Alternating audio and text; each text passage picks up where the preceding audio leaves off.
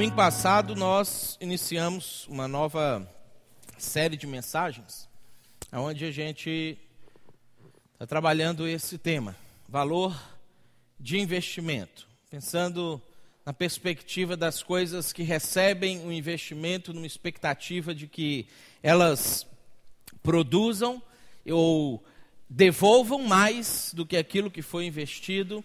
E nós vimos na semana passada que os países têm valor de investimento, né? O Brasil está afetado no seu valor de investimento e essas notas, esses sinais, eles simbolizam o risco que você tem de investir no Brasil e não ter retorno, no caso como o Brasil está ali no vermelho. E a gente sabe, obviamente, que se você é um investidor, você vai procurar países que têm mais condições de dar o retorno daquilo que você está investindo. Nós vimos na semana passada também que esse mesmo princípio se aplica a empresas. É para isso que nós temos, por exemplo, a Bolsa de Valores, que avalia qual é o grau de retorno de um investimento, o valor de investimento que uma empresa tem. E se você for um acionista, se você for uma pessoa que procura investir o seu dinheiro para ter um retorno a médio e longo prazo, você também vai procurar empresas que têm um alto grau de valor de investimento, porque você também não vai querer perder o seu dinheiro, muito menos empatar o seu dinheiro. E nós vimos também na semana passada que esse princípio também se aplica em certas medidas a pessoas. Nós também temos valor de investimento. Nós também temos uma maneira de ser onde aquilo que nós recebemos de investimento de outras pessoas, a gente retribui ou não, e quando retribui em algum tipo de medida, e isso muitas vezes influencia em se as pessoas vão querer continuar investindo na gente, vão querer continuar contando com a gente. E quando a gente pensa nessa questão de investimento de pessoas, isso acontece de várias maneiras diferentes. Às vezes a pessoa está investindo atenção, às vezes a pessoa está investindo carinho, às vezes a pessoa está investindo dinheiro, às vezes a pessoa está investindo algum tipo de tempo para poder cuidar. Isso a gente, desde que é criança, provavelmente os nossos primeiros investidores são os nossos pais, que têm expectativas a respeito de nós e por isso que eles cuidam da gente, investem na gente e tentam orientar a gente em uma série de coisas. Por isso, ao longo desse mês, eu queria que você pudesse responder essa pergunta para você. Vale a pena investir em você? Então, a nossa ideia não é olhar do ponto de vista de você como investindo em alguma pessoa. Eu não quero que você saia daqui pensando se vale a pena você investir nas pessoas que você tem investido. Eu quero que você olhe do ponto de vista daquele que recebe o investimento de alguém. Vale a pena investir em você? Vale a pena para alguém externo a você contar com você, gastar tempo com você, gastar recursos com você, na expectativa de que você vai dar um retorno superior àquilo que ele está investindo em você?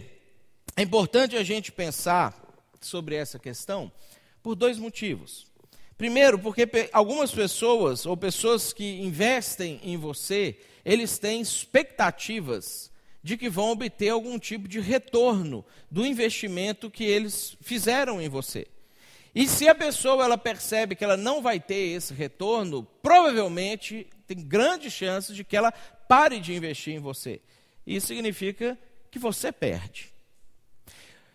O segundo motivo é que ainda que você encontre uma pessoa muito altruísta, uma pessoa que não tenha esse pensamento de troca, não tenha esse pensamento de que eu vou dar esperando receber alguma coisa e coisas nesse sentido, se você recebe um investimento de uma pessoa altruísta que vai continuar investindo em você indefinidamente, mesmo que você não dê nenhum tipo de retorno, você está sendo egoísta porque você está privando outras pessoas que poderiam receber esse mesmo investimento e produzir e dar resultados e dar frutos, e você está canalizando e desperdiçando investimento que você recebe quando você não põe isso para fora.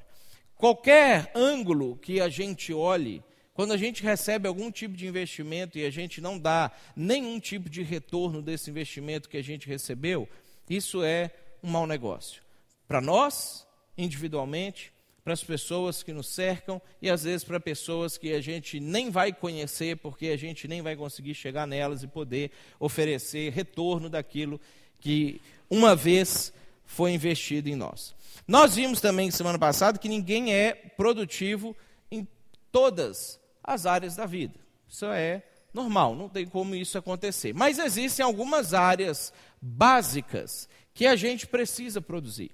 A gente precisa dar algum tipo de retorno em relação a investimento que é feito em nós. E a gente, ao longo desse mês, vai tratar 4 dessas áreas. Família.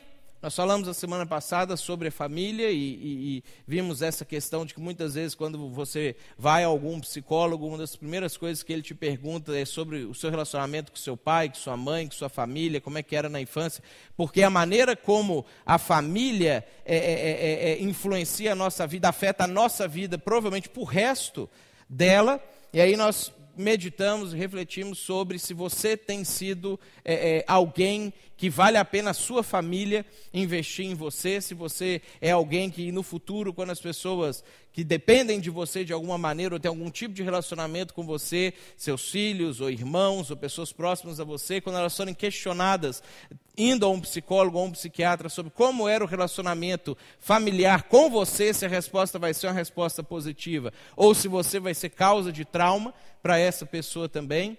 E temos a questão do trabalho, é o que a gente vai falar hoje, sociedade para o próximo domingo e relacionamentos no nosso último domingo, domingo de Páscoa. Essas áreas são as áreas talvez mais importantes que a gente tem na vida da gente, que a gente precisa retribuir o investimento que a gente recebe dentro dessas esferas. E nós vimos que além dessas áreas fundamentais, existe uma que permeia todas elas, que é a nossa vida espiritual.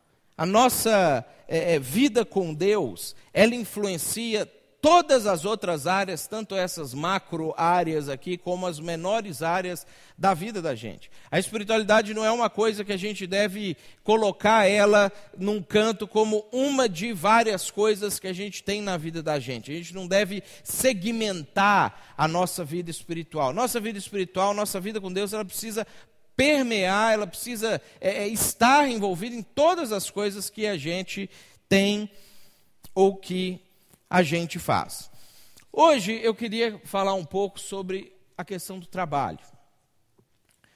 A nossa vida profissional, ela ocupa um lugar muito importante na vida da gente e a gente consegue evidenciar isso pelo tempo que a gente dedica para o trabalho. A maioria de nós gasta a maior parte do tempo da vida trabalhando. A maioria de nós, inclusive, trabalha mais do que dorme. Embora dentro do que a gente escuta dos médicos e das pessoas envolvidas nessas divisões, eles dizem que a gente deveria dormir 8 horas, que a gente deveria trabalhar em média 4 horas por semana e descansar 4 horas por dia e descansar por semana. Aí nem na Finlândia está assim ainda, né?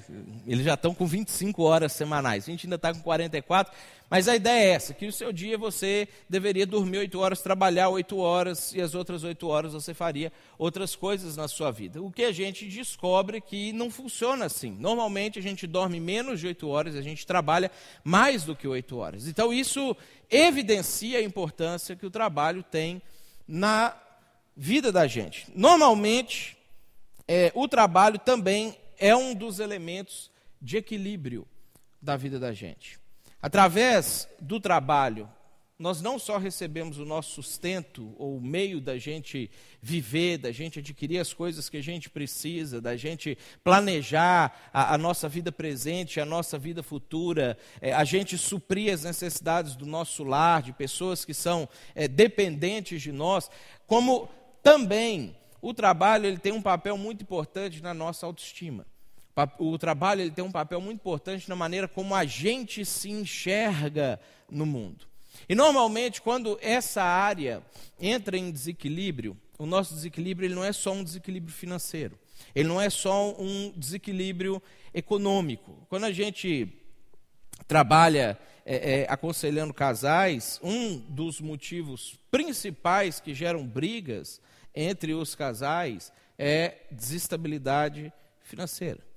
Isso é a nossa realidade. Por mais que às vezes a gente tente colocar o trabalho embaixo quando a gente vai fazer as nossas listas de prioridades, aquelas bem hipócritas e falsas, né? Que a gente coloca assim, não, primeiro Deus, depois família, aí a gente vai, o trabalho vai lá para quarto, quinto colocado. Na prática, o que muitas vezes a gente passa a maior parte do tempo da nossa vida, tanto em horas quanto na extensão da vida fazendo, é lidando com o trabalho.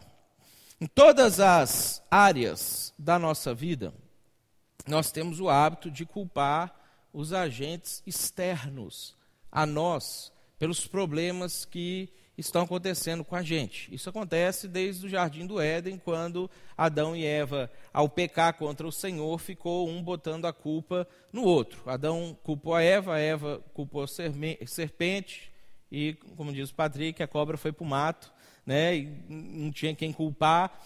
Parece que ninguém pecou.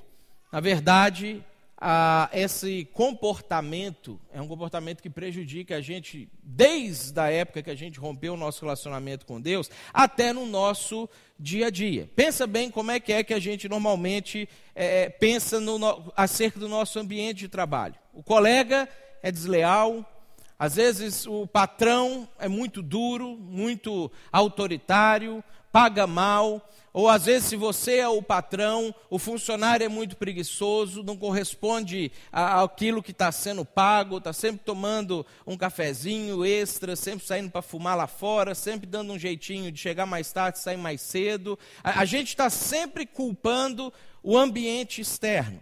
E quando a gente passa a ter problema no trabalho, todas essas coisas que a gente vai culpando pelo nosso problema, pelo nosso desgaste, e muitas vezes pelo fato da gente não conseguir produzir além daquilo que está sendo investido em nós, a gente atribui a culpa para fora e a gente corre o risco de passar a vida inteira tendo problema nessa área.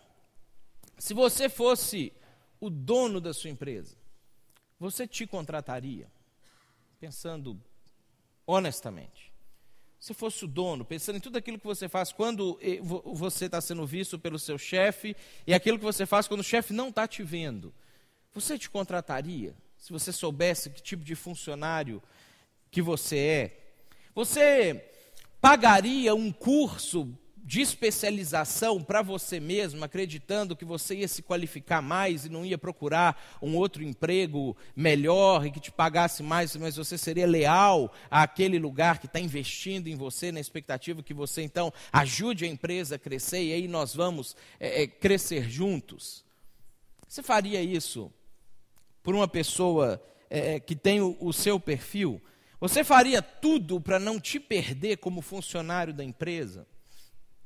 Ou se você fosse lá, de repente, pedir demissão, você ia falar, beleza, vai lá, quem tem quem queira trabalhar. Qual seria a sua reação com você mesmo se você fosse a pessoa responsável pelo seu futuro, aonde você trabalha? E não pensa só onde você está trabalhando agora, porque de fato pode ser que você agora está passando por um momento em que o seu chefe está fazendo coisa errada mesmo, o seu colega está te passando a perna mesmo. Pode ser que isso esteja realmente acontecendo com você agora, mas pensa no padrão da sua vida.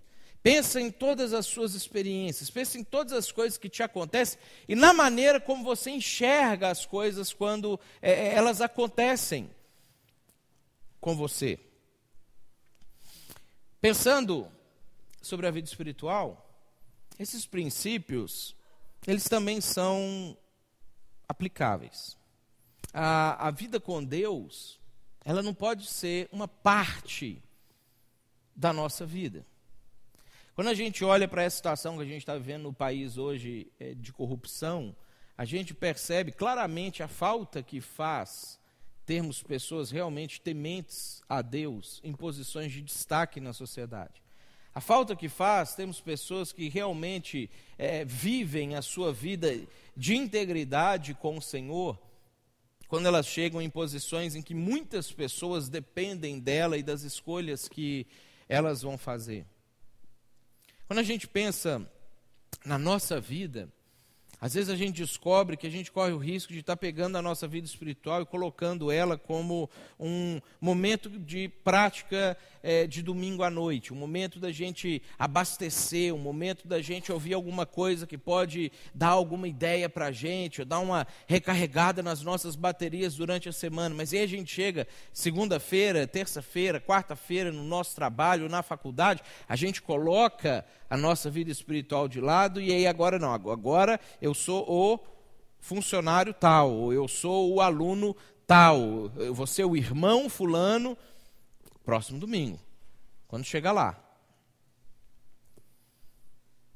Deus investiu alto em nós. A gente viu isso semana passada, a gente vai ver isso todo esse mês. O que a gente vai celebrar nessa noite com a ceia é esse investimento de Deus em nós. É tudo o que Deus podia dar, Ele deu por nós. Deus, Ele olha para a gente como uma empresa falida, como uma empresa quebrada, como uma empresa que deu errado, e Ele resolve investir a maior riqueza que Ele tinha para poder recuperar essa empresa falida. A história que a gente vê na Bíblia, desde o momento em que o homem se separa de Deus, até a cruz, até o momento que Jesus se entrega, derrama o seu sangue, dá o seu corpo, a gente percebe como que Deus está tentando recuperar a nossa vida falida, investindo na gente, na expectativa que a gente dê o retorno daquele investimento. Deus já tomou um prejuízo. Porque no primeiro momento que Ele investiu em nós, nós demos prejuízo a Deus. E aí é interessante quando a gente olha para a mente de Deus, que a gente descobre que Deus nos ama tanto, e de uma maneira tão ilógica, dentro da nossa maneira de pensar, que mesmo já tomando um prejuízo, e mesmo correndo o risco de tomar outro prejuízo, Deus investe em nós.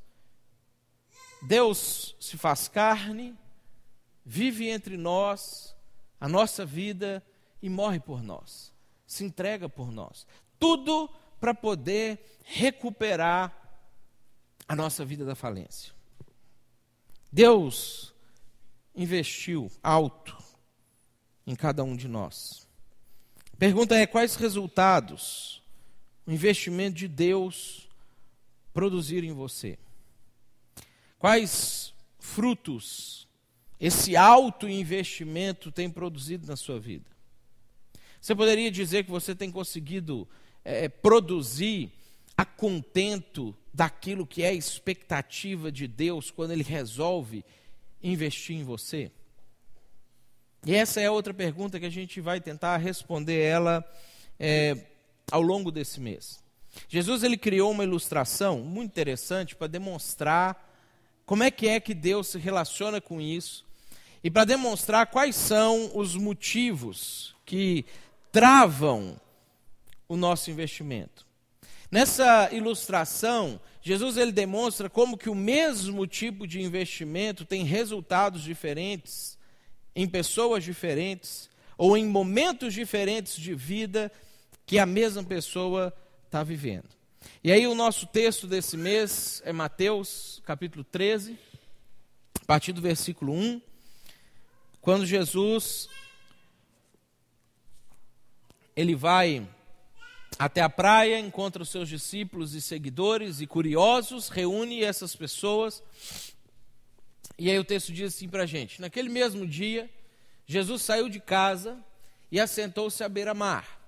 Reuniu-se ao seu redor uma multidão tão grande que ele teve que entrar num barco e assentar-se nele, enquanto todo o povo ficou na praia. Então lhes falou muitas coisas por parábolas, dizendo: Jesus ele costumava ensinar através desse método didático, de parábolas. Ele trazia ensinamentos através de comparações ou analogias, onde ele pegava coisas do dia a dia das pessoas, coisas com as quais as pessoas estavam acostumadas, e mostrava a realidade de vida e a realidade espiritual a partir daquela ilustração. E aí a gente tem, são várias parábolas no capítulo 13, mas essa é uma das, talvez a principal parábola que a gente tem no capítulo 13. Jesus ele usa a linguagem do investidor da época dele, que não tinha bolsa de valores, não tinha Moody e todos aqueles outros taxas de investimento lá, numa época em que o investimento normalmente era feito a partir da agricultura. E aí Jesus ele conta essa história. O semeador saiu a semear. Enquanto lançava a semente, parte dela caiu à beira do caminho. E as aves vieram e a comeram. Parte dela caiu em terreno pedregoso, onde não havia muita terra. E logo brotou, porque a terra não era profunda. Mas quando saiu o sol, as plantas se queimaram e secaram, porque não tinham raiz. Outra parte caiu entre espinhos, que cresceram e sufocaram as plantas. Outra ainda caiu em boa terra, deu boa colheita, a 100, 60 e 30 por 1. Jesus ele compara a mensagem dele, ou o investimento de vida dele, à semente. E ele compara a gente, nós, aos solos, que recebem esse investimento, recebem essa semente. E aí uma coisa interessante que a gente vai observar é que a semente, ela sempre tem o mesmo potencial de produção. A semente tem sempre o mesmo potencial de produção. O que vai influenciar como que essa semente vai render ou não são os solos aonde a semente cai. E isso é uma realidade para a gente. Cada solo traz consigo um obstáculo. Cada solo traz consigo um ofensor à produção, exceto o último solo, que é o solo que de fato produz a contento do semeador, do investidor. Na semana passada, nós vimos o primeiro solo, à beira do caminho. E a gente viu que Jesus, explicando essa parábola, ele diz que esse solo representa a ignorância na vida da gente. A falta de conhecimento faz com que a gente não consiga dar retorno do investimento que é feito em nós. É um grande ofensor à produção. O segundo solo é o solo pedregoso. O solo cheio de pedras, ele é um solo interessante porque ele tem a camada de terra aonde a semente consegue penetrar, mas porque tem muita pedra embaixo no solo, a semente ela começa a nascer, ela germina, ela brota, mas ela não consegue com que a raiz chegue até o fundo, alcance os nutrientes da terra, os mananciais de água que ficam debaixo da terra. Então, com a mesma rapidez que a semente cresce e germina, ela morre. Eu não sei quantos de vocês já fizeram aquela experiência do feijãozinho. Eu lembro quando eu era criança, a gente colocava o feijãozinho dentro do algodão, num potinho com algodão, e rapidinho a plantinha crescia. Mas ela nunca produzia feijões para mim. Ela crescia, ficava ali um tempo, daqui a pouco ela ia amarelando aquele algodão. Eu não sei porque eu nunca tive a ideia de jogar terra dentro daquele potinho e continuar aquela produção. Rapidamente, a plantinha bonitinha acabava morrendo. Como as minhas joaninhas que eu punha dentro do vidro e não sabia por que elas morriam também, se eu tinha jogado a folhinha para ela sobreviver lá dentro. Não tem de onde tirar a vida. Não tem de onde retirar os elementos básicos para chegar a produzir e chegar a crescer. E aí Jesus, ele explica essa parábola lá no versículo 20. Ele fala assim: quanto ao que foi semeado em terreno pedregoso, este é aquele que ouve a palavra e logo a recebe com alegria. Todavia, visto que não tem raiz em si mesmo, permanece por pouco tempo. Quando surge alguma tribulação ou perseguição por causa da palavra, logo a abandona. Jesus ele chama esse solo de instabilidade. E esse é o outro ofensor para a produção. Pessoas ignorantes não conseguem produzir, pessoas instáveis também não conseguem produzir. Isso impede a gente de dar fruto de acordo com aquilo que a gente recebeu de investimento na vida da gente. Olha as características que Jesus ele trata dessa situação aqui. Ele fala assim: a pessoa recebe com alegria, com empolgação, ela abraça aquilo porque ela entendeu que aquilo é o que vai resolver o problema da vida dela. Aquilo é o que vai salvar a vida dela. Às vezes, quando ela recebe de uma outra pessoa algum tipo de investimento, no primeiro momento ela é extremamente grata, e ela fica alegre e feliz, e ela já parece dar sinais de que as coisas vão acontecer, e agora a vida vai deslanchar. Era só isso que estava faltando para tudo começar a acontecer. Mas rapidamente, com a mesma intensidade da alegria e da empolgação, morre. De repente não era bem aquilo. Pensando na questão do trabalho. Às vezes a pessoa consegue um trabalho novo, e isso a gente consegue perceber isso muito claro nas nossas motivações. E fica extremamente empolgado com aquele trabalho. E fala: não, foi Deus que me deu esse trabalho. Eu estava orando e essa porta se abriu e é aqui. Às vezes quer dar testemunho no grupo caseiro que Deus abriu a porta do emprego e agora tem o trabalho e todos os problemas vão ser resolvidos. Claro, tem algumas coisinhas lá, mas isso é bobagem, a gente passa por cima, porque é com luta que se vence. Aí passa 2, 3 meses, já está pedindo oração, porque o patrão está complicado, o colega está difícil, as coisas não estão dando certo, o salário não era bem o que ele estava precisando. Aí passa mais 1 ano ou 2, acabou. Com a mesma empolgação que começou, acaba. Às vezes quando começa, o chefe olha e fala assim: puxa, essa é a pessoa que a gente precisava aqui. Estava conversando com o Bruno sobre isso sexta-feira. É a pessoa que encaixa nessa posição, esse aqui vai longe na empresa. Pensando que ir longe na vida, como a gente viu ano passado em algumas das nossas reflexões, é uma maratona. Ir longe na vida não é uma corrida de 100 metros. Ir longe são muitos anos de investimento contínuo, pouquinho a pouquinho, que no final você descobre que houve uma construção completa na sua vida. O problema da instabilidade é que a instabilidade não permite que a gente construa nada grande e nada longo na vida da gente. Porque a gente toma as nossas decisões baseado naquilo que a gente está sentindo no momento. Sem empolgação, a gente abraça com tudo e entra de cabeça, mas se passa a ser frustração, a gente larga do mesmo jeito e começa a procurar uma nova coisa, acreditando que quando a nova coisa chegar, aí sim as coisas vão mudar na vida da gente. E isso é um grande ofensor para a produção. Isso é um grande ofensor para o nosso valor de investimento.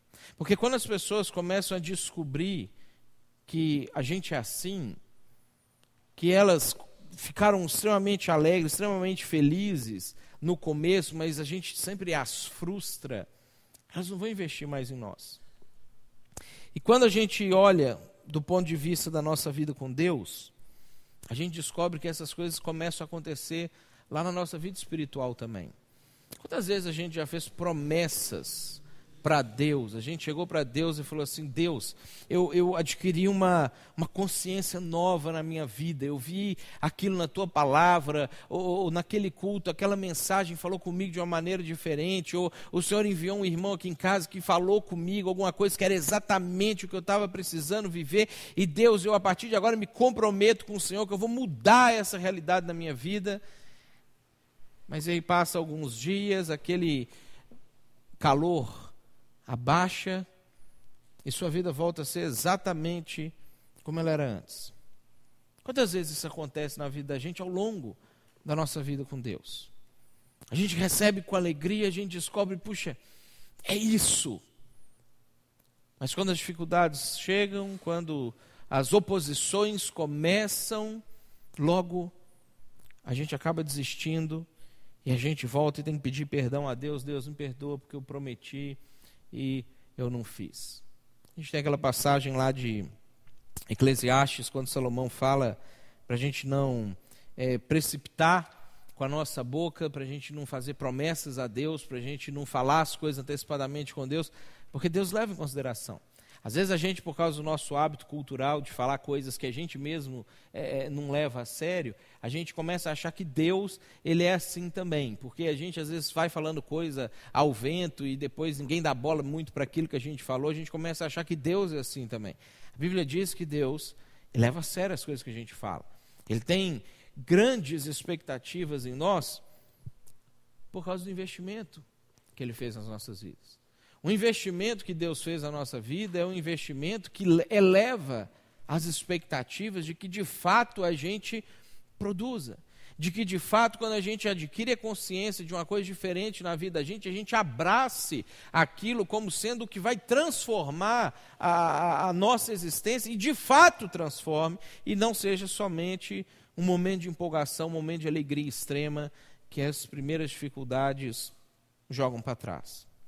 A instabilidade, ela tira o nosso valor de investimento por dois motivos.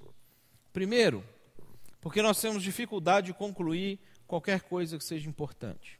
Não tem como você concluir coisas importantes na sua vida sem estabilidade. Quanto mais importante alguma coisa, mais tempo, mais esforço vai demandar de você. Às vezes a gente vive naquela ilusão do prêmio, na ilusão da Mega Sena, que pode vir e cair no nosso colo e resolver todos os nossos problemas de uma vez. Mas isso é uma ilusão, isso não é a vida real. A vida real diz que se a gente quer coisas importantes, a gente precisa trabalhar muito, por muito tempo, para conseguir aquilo ali. Isso se aplica para a nossa vida com Deus também. O segundo motivo pelo qual a instabilidade tira o nosso valor é que a instabilidade decepciona as pessoas que, quando olham para a gente, vê toda aquela empolgação, toda aquela animação inicial da gente, quando a gente começou a receber aquilo ali, e logo em seguida essa pessoa percebe que era só fumaça, a pessoa resolve que não vai mais investir na gente. E aí, quando a pessoa vai comentar com outra pessoa que também poderia investir na gente, a pessoa vai dizer, não vale a pena, porque fogo de palha. Porque se você colocar, vai parecer que vai ser uma coisa muito boa, mas no final não vai dar em nada. Isso se aplica na família, no trabalho, na sociedade, nos relacionamentos. E mais importante disso tudo, na nossa vida com Deus. O oposto, o remédio para a instabilidade, a maneira que a gente tem para resolver esse problema, isso a gente está vendo ao longo desse mês, esses ofensores, eles não são definitivos. Se você conseguir identificar essas coisas na sua vida, elas não querem dizer que você vai ficar assim para sempre, elas querem dizer que você, adquirindo a consciência de que isso é um problema para você, você pode mudar e você pode passar a ser uma pessoa de alto valor de investimento. O remédio para a gente resolver isso é a perseverança. A perseverança, ela é o oposto da instabilidade. A perseverança é o meio que a gente consegue superar esse padrão de comportamento que a gente tem, que faz com que a gente seja instável nas nossas coisas, nas nossas promessas, nos nossos compromissos e também na nossa vida com Deus. E é interessante que Jesus ele se preocupava muito com isso. Todos os discursos que você lê de Jesus para os seus discípulos, você vai descobrir que Jesus ele reunia os discípulos e falava assim, gente, nós temos um alvo, nós temos uma missão, a gente precisa chegar lá. No caminho para chegar lá, nós vamos ter tais e tais e tais e tais e tais e tais e tais e tais problemas. Se você pegar Mateus capítulo 10, por exemplo, tem hora que parece que Jesus não queria que os discípulos concluíssem a jornada deles. Parece que Jesus estava querendo que os discípulos desistissem, deixassem ele, fossem embora, porque tem hora que Jesus pega os discípulos, ele fala coisas que normalmente quando a gente quer animar uma pessoa, ou motivar uma pessoa para fazer alguma coisa para a gente não fala para a pessoa aquelas coisas. Isso é verdade em várias áreas da vida da gente. Se você quer que uma pessoa, compre seu carro, normalmente você não fala para a pessoa dos defeitos que o seu carro tem, dos problemas que o seu carro tem. Por isso que às vezes a gente ser íntegro em todas as nossas ações é muito difícil, Porque a gente descobre que sendo íntegro e contando para a pessoa tanto os benefícios de adquirir aquele carro, quanto os problemas que ele vai ter adquirindo aquele carro, a gente descobre que ele não vai querer o nosso carro, a gente vai ter que baixar bastante o preço. E aí a gente olha para o Lula e acha ruim e corre risco de fazer isso aqui embaixo também. Jesus, ele não é corrupto com seus discípulos. Jesus é íntegro com seus discípulos. Jesus reúne os discípulos e todas as vezes que ele chama eles para fazer qualquer coisa, ele diz para os discípulos, olha, todas as dificuldades são essas aqui. Todos os problemas que nós vamos enfrentar são esses aqui. Todos os ofensores, os obstáculos, os inimigos e os riscos estão aqui. Depois que Jesus apresentava todos os riscos, Jesus apresentava a recompensa. Ele falava, se vocês conseguirem passar por tudo isso aqui, no final vai ser muito bom. No final vai ser excelente. No final vocês vão ter construído algo de muito valor na vida de vocês. E aí, em um desses discursos que Jesus, são vários que a gente vai ter, se você ler os discursos de Jesus com os discípulos, você vai notar esse padrão nos discursos dele. Em um desses discursos, lá em Lucas 21, Jesus, quando ele está concluindo esse problemas e bonificações, ele vira para os discípulos e fala assim, é na vossa perseverança que ganhareis a vossa alma. O meio da gente, no final, ter construído para aquilo que é o mais importante, que é a nossa vida eterna, que é a nossa alma, é através da perseverança. Jesus fala, as dificuldades estão aqui, e a recompensa está aqui. Você só chega aqui se você perseverar. Se você conseguir deixar de ser instável na sua vida, nas suas decisões, nas suas atitudes, na sua maneira de encarar naturalmente os obstáculos que surgem na sua vida. E esse é um fator que nos ajuda a criar perseverança e estabilidade. Amplo conhecimento da realidade. Nós precisamos, antes de tomar qualquer decisão para a vida da gente, ter conhecimento do ônus e do bônus que vem com aquela decisão que a gente está tomando. Normalmente, o problema da instabilidade é que quando a gente recebe a mensagem, ou recebe um investimento, ou recebe uma chance de alguma maneira, a gente olha para aquilo com um olhar apaixonado e a gente não consegue enxergar os problemas que vêm junto com aquilo ali. E aí a gente toma a decisão olhando só para o bônus, olhando só para as recompensas, olhando só para as coisas boas, a gente pensa, puxa, que maravilha, no final de tudo isso eu vou morar com Jesus no céu, mas a gente esquece de pensar o que é tudo isso que a gente vai passar para poder chegar lá. E é óbvio que qualquer pessoa aceita viver com Deus eternamente. É claro que qualquer um de nós deseja ardentemente estar com Jesus para toda a eternidade. Isso a gente aceita. Isso quando a gente entende, Jesus fala isso na parábola da semente, a gente recebe isso com muita alegria. O problema é, o que é tudo isso que está no caminho? Isso é em todas as áreas. A gente está desempregado, a gente recebe a proposta de emprego e a gente pensa, puxa, é o dinheiro que eu preciso para pagar as contas que estão atrasadas. Bônus. Mas e o ônus disso? O que está por trás disso? Para a gente adquirir estabilidade na vida da gente e para a gente conseguir ter perseverança, a gente precisa, primeiro, ter um amplo conhecimento da realidade. Por isso, semana passada, a gente falou sobre a questão da ignorância. A ignorância já impede a gente de chegar aqui.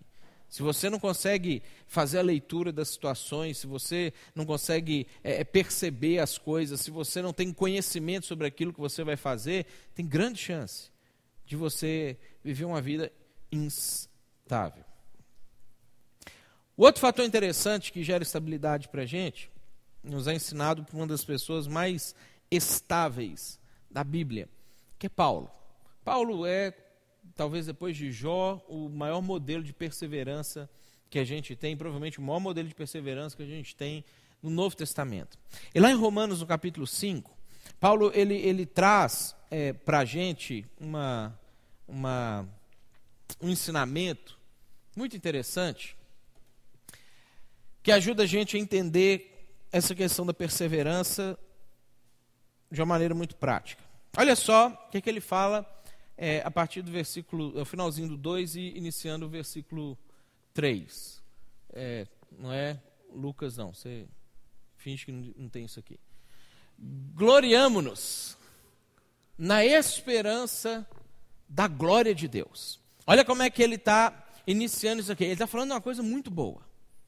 Ele está falando assim, eu me alegro, eu me glorio, eu me congratulo, eu me satisfaço na esperança da glória de Deus, na expectativa de que eu vou viver a glória de Deus na minha vida.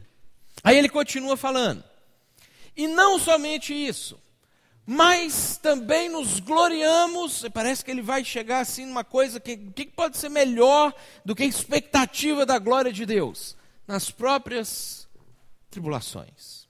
Esses são os momentos que quando a gente lê a Bíblia isoladamente, a gente pensa assim, é gente doida que escreveu a Bíblia. Quem vai dizer em sã consciência que se alegra com os problemas?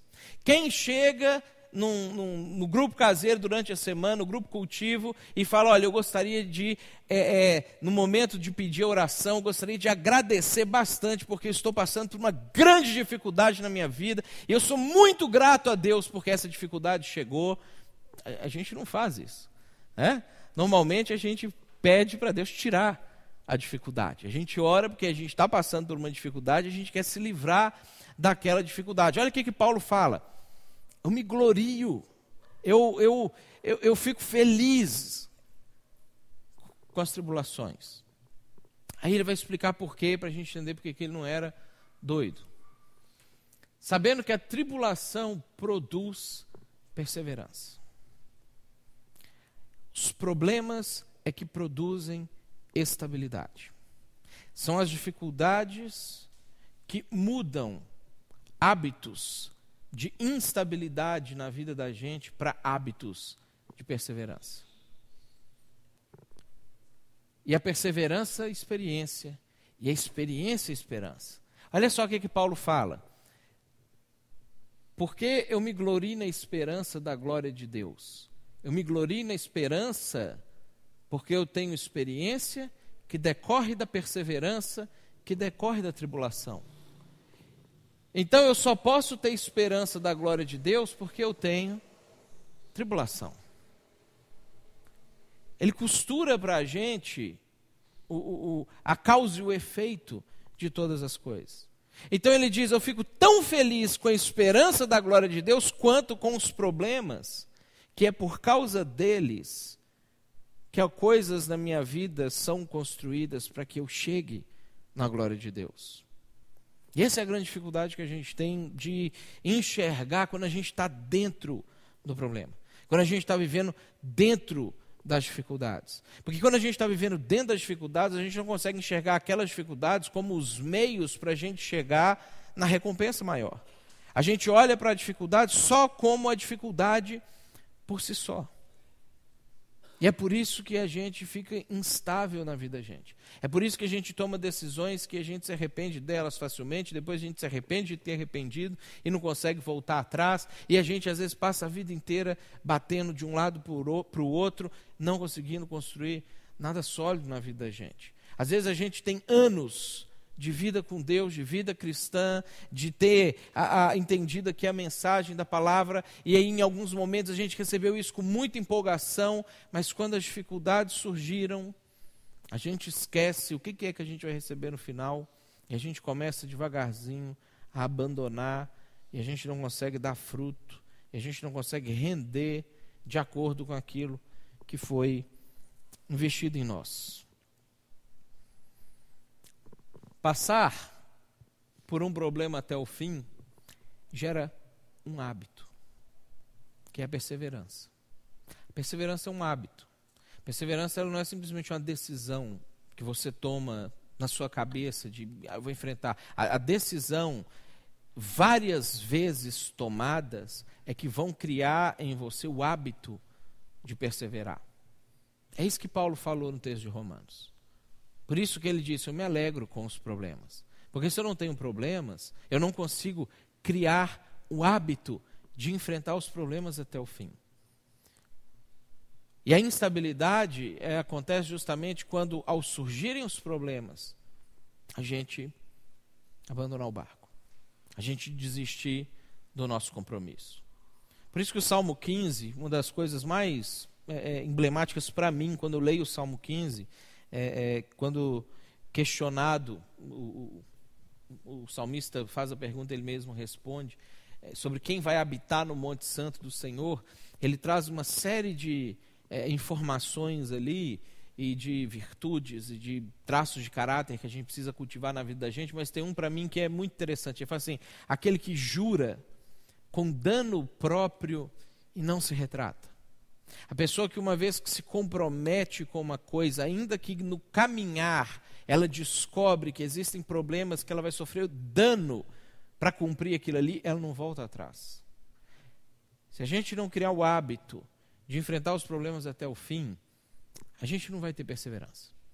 E sem perseverança, a gente é instável nas nossas decisões, nas nossas ações, nos nossos relacionamentos, na nossa vida com Deus, na nossa vida no trabalho, em todas as áreas que a gente está vivendo. O que você tem evitado ao longo da sua vida? Quais são as coisas que você evita? Qual é a dificuldade que normalmente, quando você passa por ela, faz você desistir antes de você dar frutos, antes de você render, antes de você produzir de acordo com o investimento que foi feito em você? Às vezes, pode ser a dificuldade financeira. De repente você se compromete, você entende a mensagem do Evangelho, você aceita, você se compromete, você fala: tá, é isso que eu vou fazer porque você está bem financeiramente. Aí o país entra em crise, você começa a ficar mal financeiramente. Aí você, vou ter que abandonar porque agora eu estou enfrentando um problema financeiro. Deus, o Senhor entende, eu não vou poder te dar atenção agora, porque eu tenho que focar naquilo que eu estou vivendo. Às vezes é um desarranjo familiar, uma morte na família.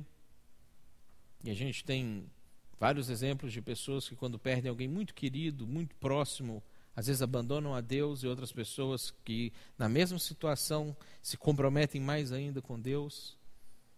A mesma situação, reações diferentes.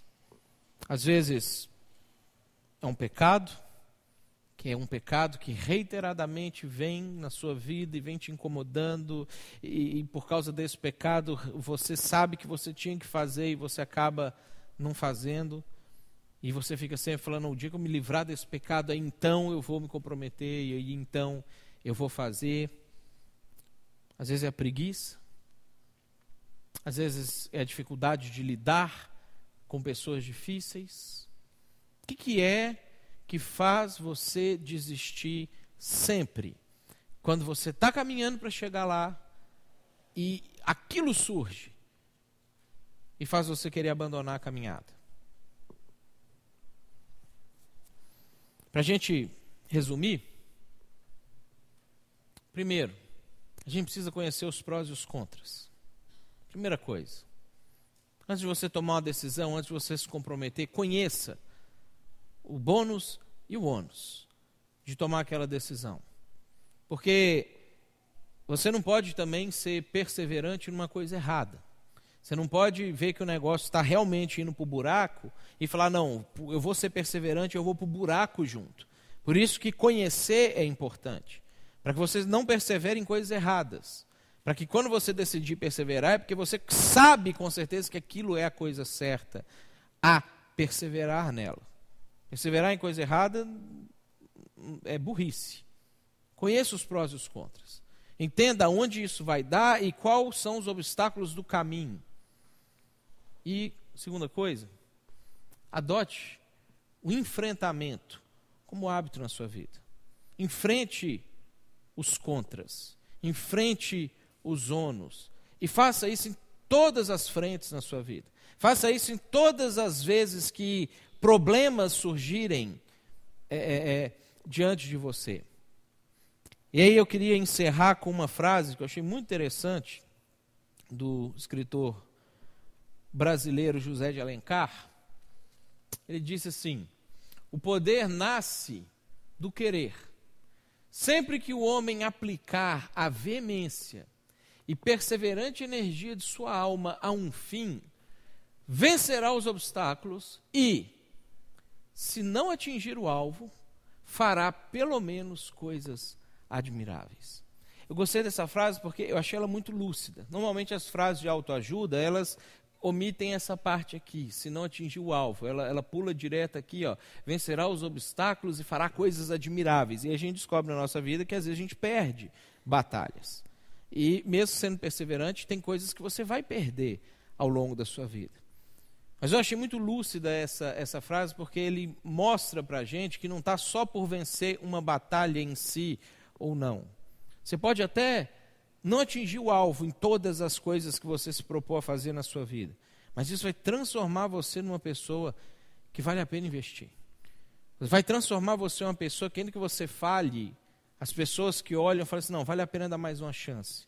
Porque ele é estável, ele é perseverante, ele chega lá quando ele se propõe a começar a caminhar.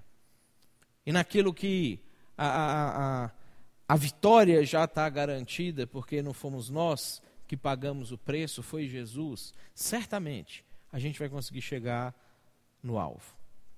E aí eu queria chamar os diáconos, os músicos aqui na frente, e eu queria que isso aqui fosse a nossa reflexão em relação a esse momento da gente se autoavaliar, que a gente faz toda vez que a gente participa da ceia.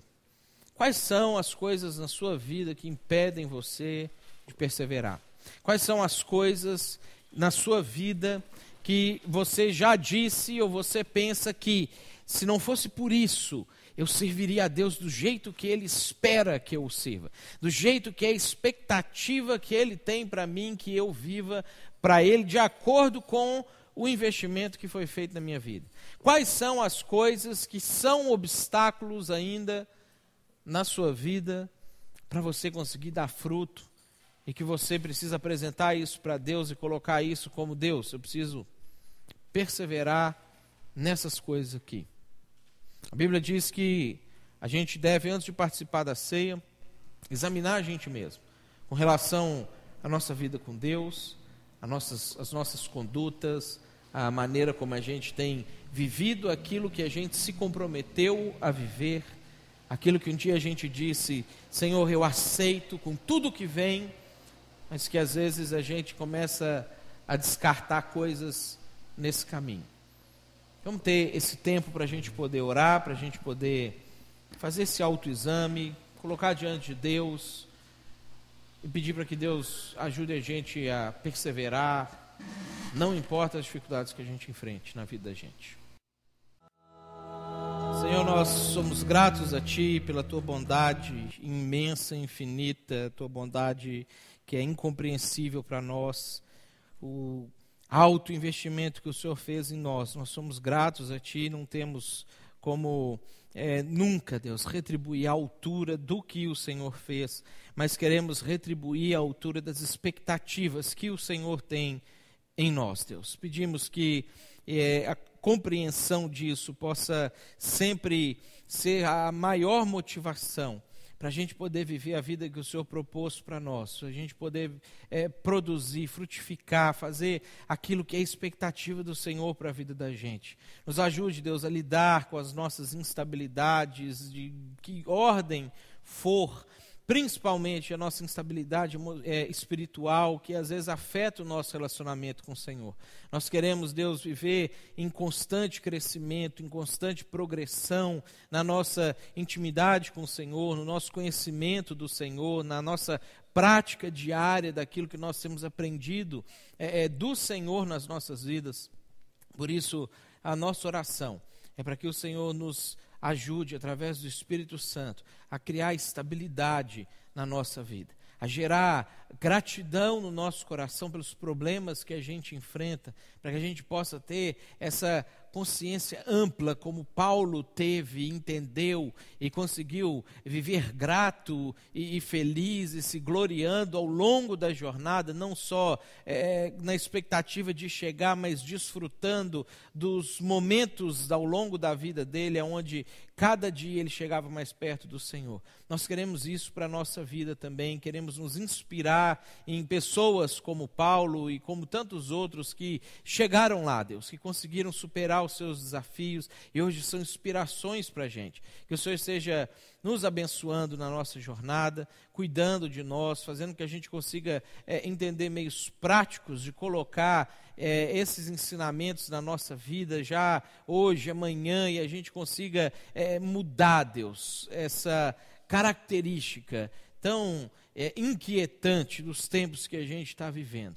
Queremos ser estáveis e perseverantes naquilo que vale a pena, naquilo que o Senhor tem apresentado para a gente. E por isso, mais uma vez, nós somos gratos ao Senhor, pela Tua graça e a Tua bondade. Peço que o Senhor abençoe a cada um de nós, nos dê uma semana cheia da Tua graça, da Tua bondade, uma semana cheia do Teu Espírito, uma semana onde a gente vai conseguir viver as expectativas do Senhor para a gente. Leve cada um de nós em paz para a sua casa, debaixo do Teu cuidado, livra-nos do mal e não nos deixe, Deus, cair na tentação da instabilidade. Nós te oramos no nome de Jesus.